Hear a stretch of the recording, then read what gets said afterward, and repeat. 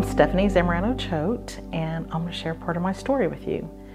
I had 3 young kids, and they were all in grade school, and I struggled with depression, like severe depression. The crazy thing about it was a lot of people didn't know. I was a functioning depression person. Like, I worked, I did all the kid activities, church, groups, all the things. But no one knew the depths of my depression. Just kind of like numb, really.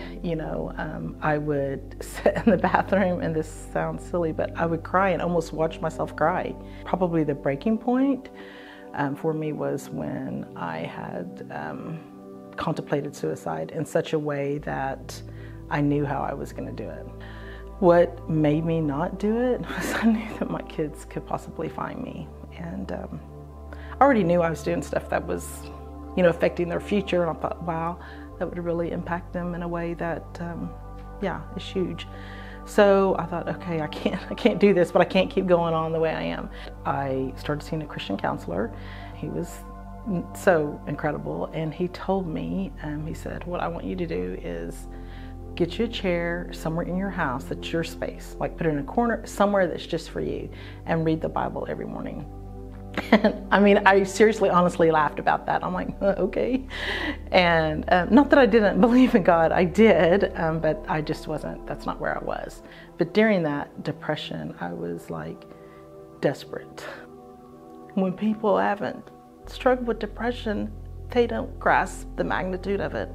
Like, I would think, I have nothing to be upset and sad about, but depression is real. It is no joke. You can't just say, oh, I'm over it, So I would get up every morning, and consistently for a good year, I did this. And that's when there was a shift in, okay, I can start taking less medication. Okay, I can quit taking the medication. And I was delivered from the depression, and I've never had any depressing feelings. I've never had any suicidal thoughts since then, but I know that it was because I was faithful to that, faithful to spending time with God and reading, and it thankfully created this rhythm that I continue to do.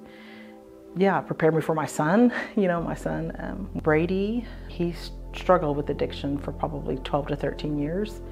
Got kicked out of school, was in and out of a few rehabs, and I had no idea what to do. But I did know to pray. Like, I had everyone praying that could pray. It was an incredibly long journey. Lots of crying, lots of disappointment, lots of broken relationships.